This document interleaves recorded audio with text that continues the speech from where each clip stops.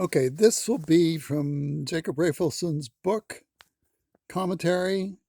Even Raphaelson could see kids doing this, and he knew their refractive state would change from plus to minus, and he could do absolutely nothing about it. Just watch them go down the drain. So here goes. But it's good to make a start. Jacob Raphaelson realized that this sort of activity created nearsightedness. I prefer to call it negative status for the normal eye, but that's got to be up to you. How can you prove this? Largely put a minus lens in the normal eye and make it myopic. Jacob did not have that capability That's great. in 1904, but he recognized the problem.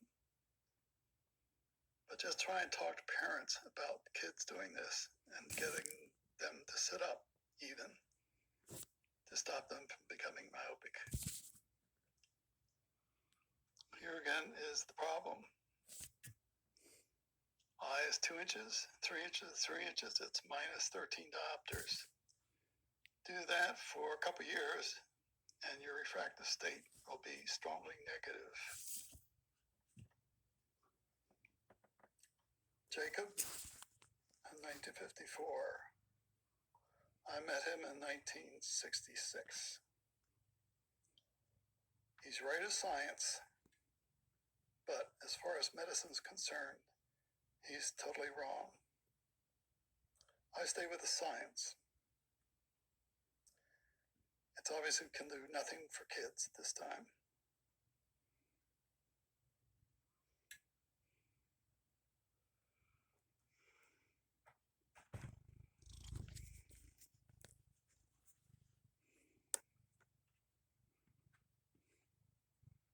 Here's some remarks Raphaelson made and studies he made.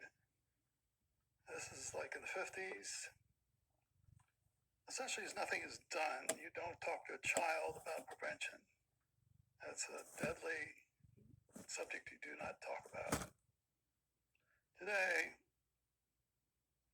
about 90% of students in China are myopic. This is just their senior year, 17 years old. Nothing has changed.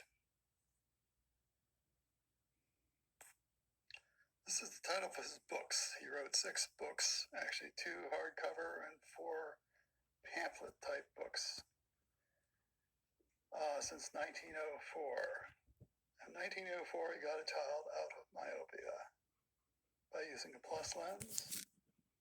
The children did not, parents didn't understand it, so they totally rejected the concept of prevention at 2040.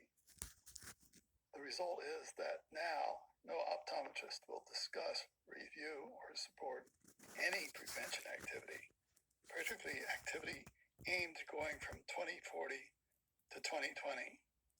It's deeply tragic. There's one other aspect. That is the Helsinki Accords, or the Helsinki Protocol. And I'll post remarks at that. You would think that a protocol designed to protect the public would help, but in a way, it will block any prevention study where the individual has both the intelligence and the motivation to make a commitment to doing it. The issue of prevention is not medicine. It's an issue of education. I will post these remarks and let you decide. Getting out of it is a slow process. Some people intuitively understand some of the issues. They have a hard time pulling it together and making commitment to prevention. It's definitely something that no medical person will help you with. It's just out of their knowledge. Hope you enjoy this, and thanks for listening.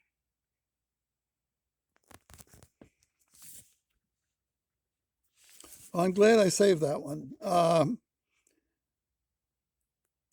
Talking K-Seal Villicari, they know there's a problem with a minus lens, but they know you won't do anything. You do not like prevention. You will not take science seriously.